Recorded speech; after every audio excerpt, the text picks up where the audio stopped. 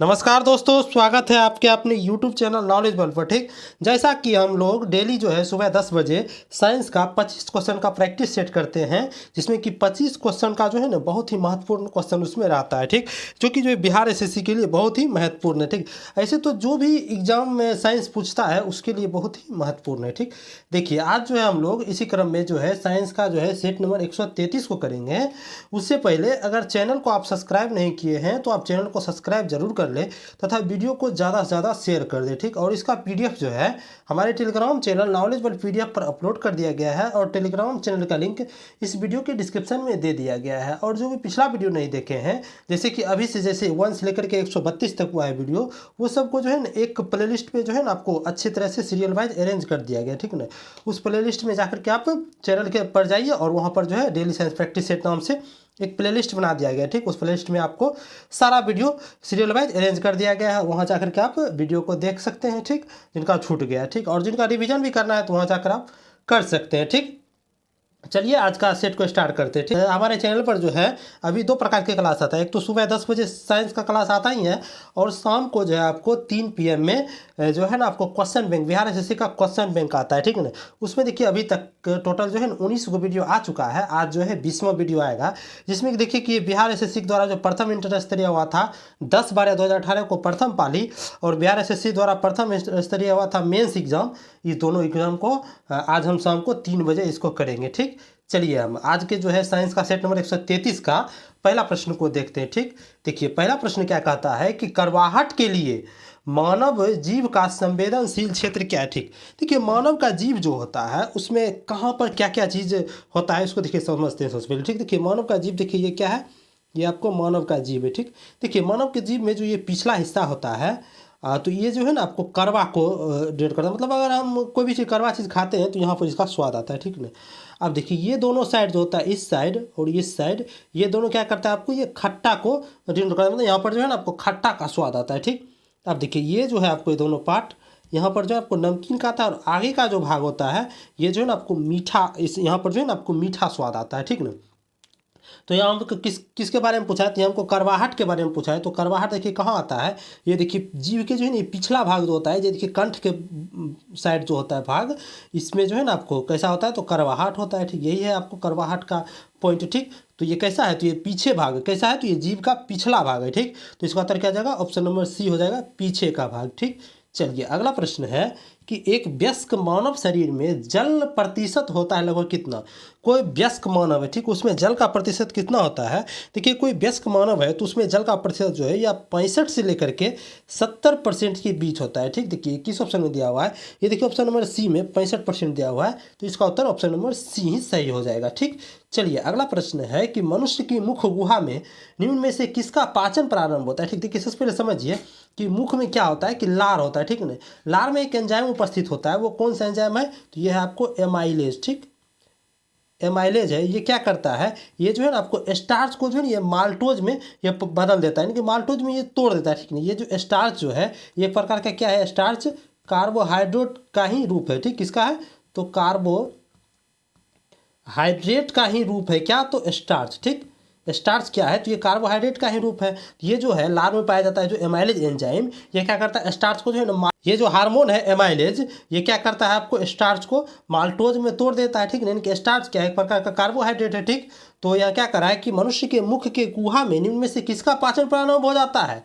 देखिए प्रोटीन का तो नहीं होगा, वसा भी नहीं होगा, लेकिन देखिए कार्बोहाइड्रेट क्या है इसका हो जाएगा, क्योंकि देखिए स्टार्च जो है एक प्रकार क्या है, कार्बोहाइड्रेट है। ठीक, तो इसका उत्तर ऑप्शन नंबर सी हो जाएगा। ठीक, चलिए अगला प्रश्न है कि मानव शरीर में किस तत्व का प्रतिशत सबसे अधिक होता है। ठीक, देखिए मानव शरीर में जो होता है तत्व, उसमें देखिए सबसे अधिक किसका आता है, सबसे देखिए ऑक्सीजन होता है। ठीक, देखिए ऑक्सीजन कितना होता है, तो ऑक्सीजन जो है ये आपको 65% ऑक्सीजन होता है। ठीक, अब देखिए उससे कम क्या होता है शरीर, मानव शरीर में, तो कार्बन होता है। ठीक, क्या होता है, तो कार्बन, तो कार्बन कितना होता है, ये होता है आपको 18.5%। ठीक, और उससे कम होता है आपको हाइड्रोजन। ठीक, तो हाइड्रोजन कितना होता है, ये होता है आपको 9.5%। उससे भी कम होता है आपको नाइट्रोजन, तो नाइट्रोजन कितना होता है, तो ये होता है आपको 3.2%। ठीक, उससे भी कम होता है आपको क्या, तो कैल्शियम, क्या होता है, कैल्शियम।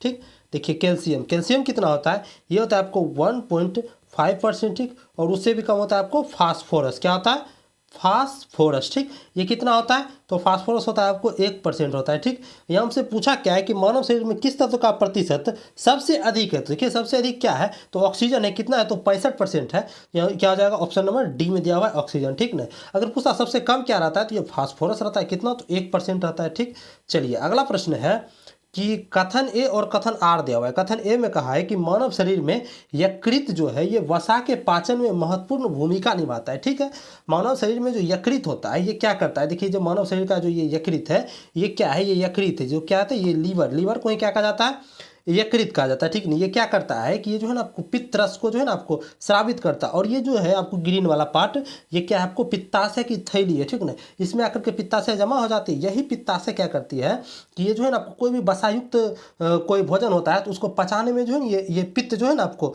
काम करता है। ठीक, मतलब ये सहायक होता है। ठीक, इसका मतलब क्या हुआ कि लीवर जो है वसा को पचा रहा है। ठीक ना, ये क्या कहा है में कि मानव शरीर में यकृत जो है यानी कि लीवर वसा को पचाने में महत्वपूर्ण भूमिका निभाता है। सही में, क्योंकि देखिए इसी से जो निकलता है बाइल जूस यानी कि पित्त रस, जिससे जो है ना कुछ वसायुक्त जो होता है भोजन वो पचता है। ठीक, यानी कि ये कथन सही है। ठीक, अब देखिए कारण देखते हैं। कारण आर में कहा है कि यकृत 2 महत्वपूर्ण वसापाचक एंजाइम उत्पन्न करता है। नहीं, ये गलत है। देखिए यकृत जो है ये जो है ना आपको महत्वपूर्ण जो है ना वसापाचक एंजाइम उत्पन्न नहीं करता है। ठीक है, तो ये क्या हो गया? गलत हो गया। ठीक, यानी क्या हुआ कि ए सही है परंतु क्या है कि आर गलत है। ठीक, देखिए ये किस ऑप्शन में दिया हुआ है? तो ये आपको जो है ऑप्शन नंबर सी में दिया हुआ है कि ए सही है परंतु आर गलत है। तो इसका उत्तर ऑप्शन नंबर सी हो जाएगा। ठीक, चलिए अगला प्रश्न है कि सूची 1 तथा सूची 2 को सुमेलित कीजिए तथा सूचियों को नीचे दिए गए कूटों का उपयोग करते हुए सही उत्तर का चयन कीजिए। ठीक, देखिए सूची 1 में क्या दिया हुआ है? कुछ अस्थियां दिया हुआ है। देखिए उसका और नाम है, देखिए उसको हम समझते हैं। ठीक, देखिए ब्रेस्ट बोन, ब्रेस्ट में जो बोन पाया जाता है कि छाती में जो बोन पाया जाता है उसे क्या कहा जाता है? तो उसे देखिए एस्टर्नम नाम दिया जाता है। ठीक ना, तो ये देखिए 1 इसके साथ मिल जाएगा, 4 के साथ मिल जाएगा। ठीक, तो एस्टर्नम। ठीक, अब देखिए कौन है? तो कॉलर बोन। कॉलर बोन क्या होता है? देखिए जैसे ये गर्दन के नीचे होता है कॉलर बोन। ठीक ना, ये यही होता है आपको कॉलर बोन। ठीक, इसे जो है ना आपको केल्विक कहा जाता है। ठीक, कॉलर बोन को। ठीक, तो केल्विक यानी बी किसके साथ मिल जाएगा? तो 1 के साथ मिल जाएगा। ठीक, अब देखिए नी कैप। नी कैप क्या होता है? देखिए नी कैप क्या होता है कि ये जो है ना आपको पटेला को जो है ना आपको नी कैप कहा जाता है। ठीक, किसको? तो पटेला को जो है ना आपको नी कैप कहा जाता है। ठीक, तो सी मिल जाएगा आपको 2 के साथ और डी में देगा आपको शोल्डर ब्लेड। ठीक ना, शोल्डर ब्लेड किसको कहा जाता है? तो ये एस के पुला को कहा जाता है। ठीक, तो डी मिल जाएगा 3 के साथ। ठीक, देखिए ये किस ऑप्शन में दिया हुआ है? देखिए ए का 4 देखिए इसमें भी दिया हुआ है और इसमें भी दिया हुआ है। ठीक, अब देखिए बी का कितना? तो 1, बी का 1 देखिए इसमें भी दिया हुआ है और इसमें भी दिया हुआ है। ठीक, अब देखिए सी का कितना? 2, तो सी का 2 देखिए ये मात्र ये ऑप्शन नंबर सी में दिया हुआ है और डी का 3 हो गया। ठीक, तो इसका उत्तर क्या हो जाएगा? ऑप्शन नंबर सी सही उत्तर हो जाएगा। ठीक, इसका सही मिलान ऑप्शन नंबर सी हो जाएगा। ठीक, चलिए अगला प्रश्न है कि वयस्क मानव में होती है, मतलब वयस्क मानव जो होता है उसमें कितना हड्डियां होता है? ठीक, तो वयस्क मानव में जो होता है टोटल 206 अस्थियां होती है। ठीक ना, लेकिन अगर कोई बच्चा में पूछेगा तो उसमें 300 से भी प्लस अस्थियां होता है। ठीक, तो इसका उत्तर क्या हो जाएगा? ऑप्शन नंबर बी हो जाएगा। यहाँ हमको वयस्क मानव पूछा था तो 206 अस्थियां हो जाएगा। ठीक, चलिए अगला प्रश्न है कि फ्यूज का सिद्धांत क्या होता है? देखिए फ्यूज जो होता है ये किस सिद्धांत पर कार्य करता है? ठीक, देखिए फ्यूज सबसे पहले समझिए ये किस लिए प्रयोग किया जाता है विद्युत परिपथ में फ्यूज का। ठीक ना, देखिए फ्यूज का प्रयोग इसीलिए किया जाता है जैसे कोई भी उपकरण में जैसे है ना अतिभारण के स्थिति में जो है ना ये जल जाता है। ठीक ना, जैसे देखिए कहीं पर शॉर्ट सर्किट लग जाता है तो उसमें क्या होता है कि ये जो है ना आपको ज़्यादा जब बिजली जो है ना आपको इसमें प्रवाहित होने लगता है विद्युत, तो क्या होता है ये जो है ना आपको गल जाता है। ठीक ना, गल जाता है ताकि आपका परिपथ जो है ना आपको भंग हो जाता है और क्या होता है इधर का जो है ना आपको उपकरण भी बचा रह जाता है और वायरिंग का जो वायर होता है वो मतलब आग लगने से भी बच जाता है। ठीक ना, तो फ्यूज जो है ना मुख्य रूप से इसी कारण होता है कि ये जो उसमें ये जो जला ये किस प्रकार हुआ? तो ये विद्युत का जो नहीं उसमें प्रभाव हुआ। ठीक ना, जिसका उत्तर क्या जाएगा? तो ये फ्यूज किस सिद्धांत पर कार्य करता है? तो ये विद्युत का उसमें प्रभाव पर कार्य करता है। ठीक, तो ये किस ऑप्शन में दिया है? तो ऑप्शन नंबर सी में दिया हुआ है विद्युत का उसमें प्रभाव। ठीक, जिसका उत्तर ऑप्शन नंबर सी हो जाएगा। ठीक, चलिए अगला प्रश्न है कि भोजन के वर्ग में प्रति यूनिट कैलोरी की मात्रा सर्वाधिक किस में होती है? ठीक है ना, देखिए भोजन में हम अगर विटामिन को खाते हैं, वसा को भी खाते हैं, कार्बोहाइड्रेट भी खाते हैं, प्रोटीन भी खाते हैं, तो इस सब में से सबसे ज़्यादा हमको कैलोरी किस में मिलता है? ठीक, देखिए इस सब में जो है सबसे ज़्यादा कैलोरी जो है ना वसा में मिलता है। ठीक ना, देखिए वसा में क्यों मिलता है कैलोरी सबसे ज़्यादा? क्योंकि देखिए इसमें क्या होता है कि ऑक्सीजन जो है इसमें कम होता है। ठीक ना, ऑक्सीजन कम होता है जिसके कारण क्या होता है इसमें कि ऑक्सीकरण जो है बहुत अधिक तेजी से होता है। ठीक ना, और जिससे क्या होता है ज़्यादा ऊर्जा मिलता है। ठीक ना, अब देखिए जैसे देखिए अगर हम 1 ग्राम कार्बोहाइड्रेट खाएंगे या प्रोटीन खाएंगे कितना? तो 1 ग्राम 1 ग्राम हम कार्बोहाइड्रेट या प्रोटीन खाते हैं, यानी ये जब पचता है ये कितना हमको देता है ऊर्जा, तो ये देता है आपको 4 किलो कैलोरी। ठीक, कितना होता है ये 4 केजी कैलोरी ऊर्जा देता है। ठीक, वहीं पर अगर हम 1 ग्राम वसा को खा लेते हैं तो 1 ग्राम वसा जब पचता है तो वो कितना देता है ऊर्जा, ये देता है 9.3 केजी कैलोरी ऊर्जा देता है। ठीक, इसका मतलब क्या हुआ कि वसा जो है ना आपको अधिक ऊर्जा, मतलब कैलोरी में जो है ना सर्वाधिक ऊर्जा देता है। ठीक, मतलब इसका उत्तर क्या हो जाएगा, ऑप्शन नंबर बी हो जाएगा, वसा हो जाएगा। ठीक, चलिए अगला प्रश्न है कि सेब का हृदय रोगियों के लिए विशेष महत्व है, क्यों। देखिए कोई भी हृदय रोगी है ना उसको जो है डॉक्टर सलाह देते हैं कि आप सेब खाइए। ठीक ना, तो हृदय संबंधित जो रोगी हैं उनको क्या कहता है, तो सेब खाने का सलाह दिया जाता है। ठीक ना, तो इसी कारण से दिया जाता है। तो ये सेब जो है ना, देखिए ये क्या होता है शरीर के जो है ना, ये कोलेस्ट्रॉल को जो है ये घटाता है। ठीक ना, और कोलेस्ट्रॉल घटाता है, इसमें देखिए एक विशेष प्रकार का तत्व पाया जाता है, कौन है, तो ये पोटेशियम पाया जाता है। ये पोटेशियम का गुण क्या है कि क्या करता है आपको, ये हृदय के जो है ना धड़कन जो होता है उसको नियंत्रित करता है, तथा जो हाई ब्लड प्रेशर होता है उसको भी ये सामान्य बनाता है। ठीक है, इसी कारण से जो है ना सेब को का प्रयोग करने के लिए कहा जाता है हृदय रोगियों को। ठीक, तो ये किस लिए कहता है, क्योंकि देखिए इसमें एक तत्व पाता है, कौन सा, तो पोटेशियम। ठीक, यही क्या करता है आपको कि हृदय के धड़कन को भी नियंत्रित करता है और ब्लड प्रेशर को भी ये सामान्य बनाए रखता है। ठीक, तो इसका उत्तर क्या हो जाएगा, ऑप्शन नंबर डी हो जाएगा, केवल पोटेशियम के। ठीक, चलिए अगला प्रश्न है कि घर की सुरक्षित विद्युत सप्लाई के लिए उपकरणों में लगने वाले फ्यूज तार जिस धातु की बनी होती है उसका क्या होता है। ठीक, देखिए अभी तुरंत देखे थे कि फ्यूज तार जो है किस लिए प्रयोग किया जाता है, जैसे परिपथ की सुरक्षा के लिए प्रयोग किया, जैसे कि कोई परिपथ में जैसे शॉर्ट सर्किट हो गया, चाहे कहीं पर आग लग गया, तो क्या होता है कि ये जो है ना आपको सर्किट जो है ना आपको ये टूट जाता है। ठीक ना, जैसे देखिए ये फ्यूज है। ठीक, ये फ्यूज है। ठीक, यहाँ देखिए कोई उपकरण लगा हुआ है। ठीक, इस उपकरण में जैसे यहाँ शॉर्ट सर्किट हो गया। ठीक, तो यहाँ क्या होगा, विद्युत धारा तेजी से आएगा, क्या हो जाएगा, ये टूट जाएगा। ये टूट जाएगा, क्या हो जाएगा, इधर से जो आपको विद्युत आ रहा है, क्या जाएगा, यहाँ से इधर इधर ही रह जाएगा, इधर नहीं आएगा। इसका मतलब क्या हुआ कि परिपथ में जो है ना आपको बाधित हो गया। ठीक है, परिपथ जो बाधित हो गया तो क्या हुआ, तो ये इसी कारण से हुआ कि जो है फ्यूज टूट गया। तो फ्यूज क्यों टूटा, क्योंकि देखिए इसका गलनांक कम रहता है, जल्दी गल गया। ठीक है ना, और इसका प्रतिरोध भी अधिक होना चाहिए। देखिए इसका गुण यही है कि इसका गलनांक कम होना चाहिए और इसका प्रतिरोध क्या होना चाहिए, अधिक होना चाहिए। ठीक है ना, तो ये जो है किस ऑप्शन में दिया हुआ है, देखिए ए और सी दोनों में दिया है। इसका मतलब क्या, गलनांक भी इसका कम होना चाहिए और प्रतिरोध किसका, इसका अधिक होना चाहिए, तो इसका गुण होता है। ठीक, इसका उत्तर ए और सी दोनों हो जाएगा। ठीक, चलिए अगला प्रश्न है कि हेलोजन लैंप का तंतु निम्न की मिश्र धातु का होता है। देखिए हेलोजन लैंप जो होता है, देखते होंगे हेलोजन लैंप शादी ब्याह में जलाया जाता है हेलोजन लैंप को। ठीक ना, अब तो नहीं जलाया जाता है, पहले जलाया जाता है। ठीक ना, तो हेलोजन लैंप का जो होता है ये तंतु जो है किसका मिश्रण होता है, ये जो तंतु है, ये कुंडली नुमा जो है तंतु, ये सब ये किसका मिश्रण होता है। देखिए ये जो आपको टंगस्टन और सोडियम का मिश्रण होता है, किसका किसका होता है, तो ये टंगस्टन और सोडियम का होता है। ठीक है, किसका किसका, तो सोडियम प्लस टंगस्टन का होता है। ठीक है ना, तो ये किसका क्या हो गया, सोडियम और टंगस्टन का, तो इसका उत्तर ऑप्शन नंबर सी में दिया हुआ, टंगस्टन एवं सोडियम। ठीक है ना, अब देखिए जो हेलोजन में जो होता है कैसा रंग निकलता है, तो ये पीला रंग का लाइट निकलता है। ठीक है ना, तो ये पीला रंग का लाइट क्यों निकलता है, तो इस जो सोडियम का जो यूज हुआ है इसी के कारण जो है ना इसमें पीला रंग का लाइट निकलता है। ठीक, चलिए अगला प्रश्न है, देखिए अगला प्रश्न है कि कथन ए और कथन आर दिया, कारण आर दिया है। ठीक, देखिए कथन ए में कहा है कि एक धातु तार का तापक्रम बढ़ जाता है जब उसके बीच की विद्युत धारा प्रवाहित की जाती है। देखिए जब कोई भी धातु का तार है, ठीक ना, उसमें जब हम विद्युत धारा प्रवाहित करते हैं तो क्या होता है कि उसका जो है ना तार का क्या होता है, तापमान बढ़ जाता है। देखिए कैसे ये तापमान जो है ये बढ़ता है, तो ये देखिए होता क्या है कि जब देखिए हम धारा प्रवाहित करते हैं तो उसमें जो है ना आपको जो गतिशील इलेक्ट्रॉन होता है उस वायर के अंदर, तो वो जो है निरंतर क्या करता है, वो चालक के जो है परमाणु होता है उससे टकराते रहता है। ठीक ना, टकराता है तो इसी प्रक्रिया कारण क्या होता है, वहाँ पर जो है ताप बढ़ जाता है। ठीक ना, तो ठीक है, कथन एक तो सही है कि यहाँ ताप बढ़ जाता है। ठीक ना, अब कारण आर में दिया है कि धातु अणुओं के पारस्परिक संगठन से उष्मा ऊर्जा में मोचन होता है। नहीं, ये गलत दिया, अभी तुरंत देख रहे थे कि उष्मा ऊर्जा कैसे आता है। तो ये जो क्या होता है कि जो धारा प्रवाहित होता है उसके जो गतिशील होता है इलेक्ट्रॉन, वो जो है ना आपको परमाणु से टकराते रहता है। किसके परमाणु से, तो चालक के परमाणु से, इसी कारण से इसमें उष्मा होता है। ठीक ना, लेकिन यहाँ कहा है कि धातु अणुओं के पारस्परिक संगठन से उष्मा ऊर्जा होती है, गलत है, यानी कि केवल ए सही है और आर जो है ना गलत है। ठीक, ये किस ऑप्शन में दिया है, तो ये आपको ऑप्शन नंबर सी में दिया हुआ है कि ए सही है परंतु आर गलत है, तो इसका उत्तर ऑप्शन नंबर सी हो जाएगा सही उत्तर। ठीक, चलिए अगला प्रश्न है कि मनुष्य के शरीर में पसलियां कितनी जोड़ी होती है। ठीक, सबसे पहले समझिए पसली होता क्या है। देखिए ये जो होता है आपको ये फेफड़ा वाला जो होता है, ये कलेजा वाला हड्डी, इसे ही पसली कहते हैं। ठीक, देखिए ये देखिए क्या है, यही है मानव का पसली। ठीक है, इसमें क्या कहा है हमको कि क्या क्वेश्चन हमको क्या पूछा है कि मनुष्य के शरीर में पसलियों की कितनी जोड़ी हड्डियाँ होती है। ठीक, ये देखिए ये क्या है आपको पसली का हड्डी है। देखिए ये एक जोड़ी हो गया, 2 हो गया, 3 हो गया, 4 हो गया, 5 हो गया, 6 हो गया, 7 हो गया, 8 हो गया, 9 हो गया, 10 हो गया। अब देखिए 2 क्या होता है कि पीछे से होता है, ठीक नहीं, 11 12 हो गया, ठीक ना। इधर भी 2 होगा, ठीक नहीं, कि 12 जोड़ी होता है, ठीक ना। 12 को इधर भी और 12 को इधर भी होता है, ठीक है, यानी कि 12 को दायां साइड भी और 12 को बायां साइड भी रहेगा, ठीक ना। यानी क्या हुआ कि टोटल जो है ना आपको पसली खटे कितना होता है, तो 12 जोड़ी होता है, ठीक ना।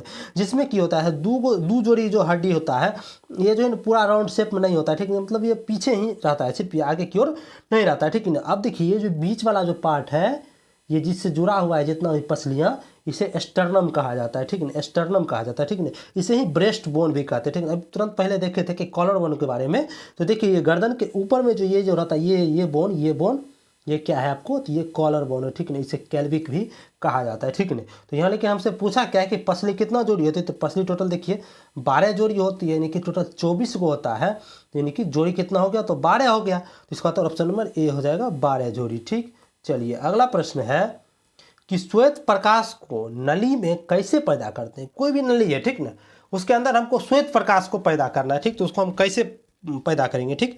देखिए कोई भी ट्यूबलाइट है, ठीक है, उसमें विद्युत का प्रवाह होने पर उसमें क्या होता है कि दोनों सिरे जो है ना आपको पोल के मध्य क्या होता है, इलेक्ट्रॉन तीव्र गति से गमन करने लगता है, ठीक। क्या होता है, इलेक्ट्रॉन ये तीव्र गति से गमन करता है, तो यह इलेक्ट्रॉन क्या होता है कि ये मरकरी गैस के अणुओं से टकराता है, ठीक है। अणु से क्या हुआ, ये टकराया, ठीक। जिससे क्या होता है, टकराने के बाद क्या होता है कि दोलन के परिणाम स्वरूप पराबैंगनी प्रकाश उत्पन्न होता है।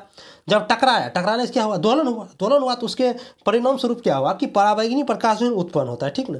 चूंकि मनुष्य की आंख जो है इस विकिरण को देखने में समर्थ नहीं है, लेकिन आंख से तो ये देख नहीं पाता है पराबैंगनी विकिरण को, ठीक ना, तो हम नहीं देख पाते हैं। इसलिए शीशे की ट्यूब को एक प्रदीप्ति पदार्थ से लेपित दिया जाता है जो कि श्वेत प्रकाश उत्पन्न कर देता है, ठीक ना।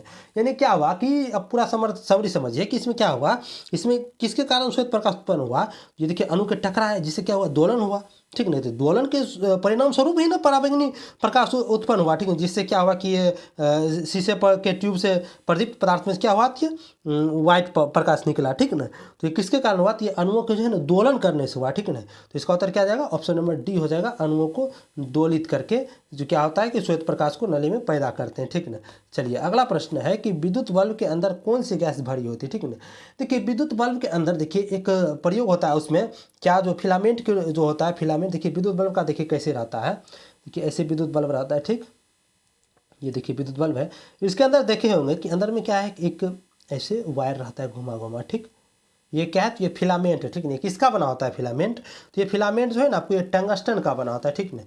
ये टंगस्टन जो होता है, ये टंगस्टन जो है ना ये कुंडलीनुमा तंतु होता है, ठीक है। देखिए कुंडली तरह है ये, ठीक ना, घुमा हुआ है, तो कुंडली तंतु ये जो है ना आपको ये इसको जो है ना आपको यही जो कुंडलीनुमा तंतु है टंगस्टन का, इसी को ऑक्सीकृत होने से बचाने के लिए क्या किया जाता है, इसमें जो है ना आपको नाइट्रोजन हो गया और आर्गन को जो है इसमें भर दिया जाता है, किसको किसको, तो नाइट्रोजन और आर्गन को भर दिया जाता है। देखिए किस ऑप्शन में दिया है, देखिए एम ऑक्सीजन दिया, बी में दिया है वायु, सी में कार्बन डाइऑक्साइड, डी में तो कोई नहीं, देखिए किसी ऑप्शन में नहीं दिया हुआ है, तो इसका उत्तर क्या मारेंगे, तो उपयुक्त में से कोई नहीं, ठीक। तो इसका उत्तर ऑप्शन नंबर डी हो जाएगा, उपयुक्त में से कोई नहीं, ठीक। चलिए अगला प्रश्न है कि तारे अपनी ऊर्जा प्राप्त करते हैं कैसे, ठीक नहीं।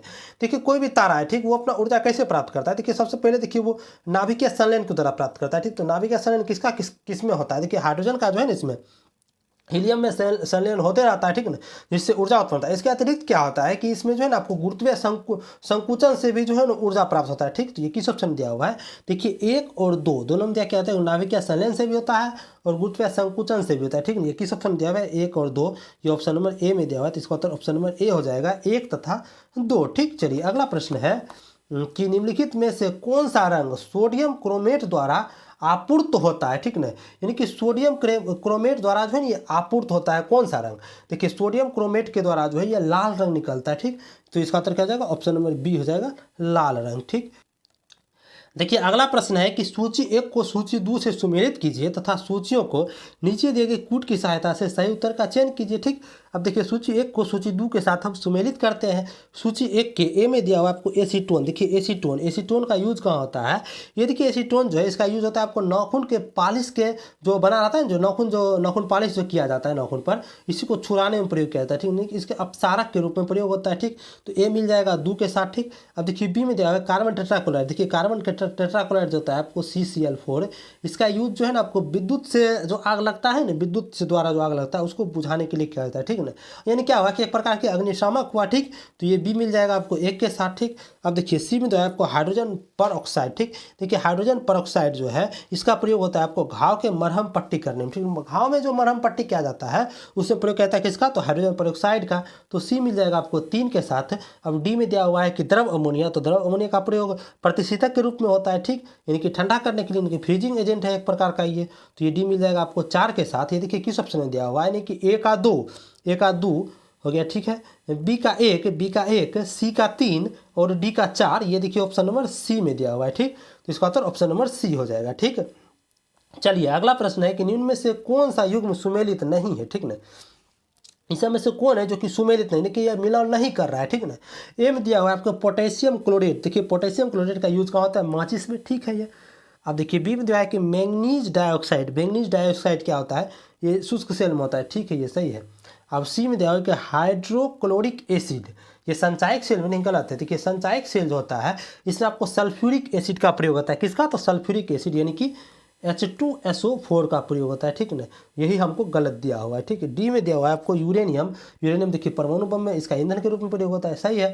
यानी कि हमसे पूछा क्या कौन सुमेलित नहीं है, तो सुमेलित नहीं कौन है, तो ऑप्शन नंबर सी सुमेलित नहीं है। इसका उत्तर ऑप्शन नंबर सी हो जाएगा, ठीक। चलिए अगला प्रश्न है कि विद्युत मोटर में क्या था। देखिए ये विद्युत मोटर है, ठीक। ये विद्युत मोटर क्या करता है, ये देखिए विद्युत लेता है किसी से, क्या होता है, ये पहले विद्युत लेता है इधर से, और क्या इधर से पानी निकालता है, ठीक। यानी क्या हुआ, ये विद्युत ऊर्जा को जो है ये पानी निकाले, यानी कि कैसा हुआ, यांत्रिकी कार्य हो रहा है, ठीक ना। यानी क्या हुआ कि ये विद्युत ऊर्जा को जो है ये यांत्रिक ऊर्जा में बदल देता है, ठीक। किस ऑप्शन में दिया हुआ है, ये ऑप्शन नंबर सी में दिया हुआ है कि ये विद्युत ऊर्जा क्या करता है, आपको यांत्रिक ऊर्जा में बदलता है, ठीक। इसका उत्तर ऑप्शन नंबर सी हो जाएगा, ठीक। चलिए अगला प्रश्न है कि ऐसा उपकरण जो कि रासायनिक ऊर्जा को विद्युत ऊर्जा में परिवर्तित कर दे वह क्या कहलाता है। देखिए बैटरी जो है ये क्या करता है कि रासायनिक ऊर्जा क्या करता है, ये विद्युत ऊर्जा में प्रयोग कर देता है, ठीक। इसका उत्तर ऑप्शन नंबर ए हो जाएगा, बैटरी, ठीक। चलिए अगला प्रश्न है कि निम्नलिखित प्रकार के कांचों में से कौन सा एक परावैंगनिक किरणों को विच्छेदन कर सकता है, यानी कि वो परावैंगनिक किरण क्या करता है, विच्छेद करता है, मतलब वो विच्छेदन करता है, ठीक।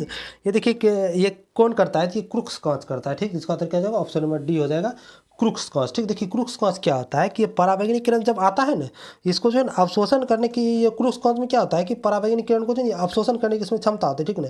और वहाँ से विक्षेपण कर देता है, ठीक ना। जो कि देखिए ये परावैंगनिक किरण जो है हमारे आँख में जो है आँख को जो है ये नुकसान पहुँचाता है, ठीक ना। तो ये क्रूक्स कांच क्या होता है, इसको विच्छेदन कर देता है, ठीक। विच्छेदन कर देता है, जिससे क्या होता है कि इससे हम आँख का खराबी नहीं होता है, ठीक है ना।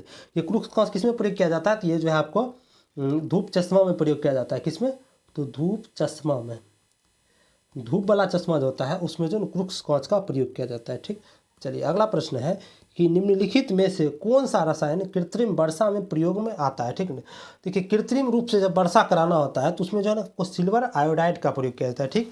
ये किस ऑप्शन में दिया है, ये ऑप्शन नंबर ए में दिया हुआ है, सिल्वर आयोडाइड। देखिए सिल्वर आयोडाइड को देखिए छिड़कते कैसे हैं, यानी कि हेलीकॉप्टर के हवाई जहाज से जो है ना बादलों के ऊपर इसमें छिड़क दिया जाता है, ठीक ना। इसके अलावा देखिए इसका एक और है, जैसे देखिए जनरेटर होता है, इसे कहा जाता है आपको एंटी एयरक्राफ्ट, ठीक। किसके द्वारा, तो जनरेटर या एंटी क्राफ्ट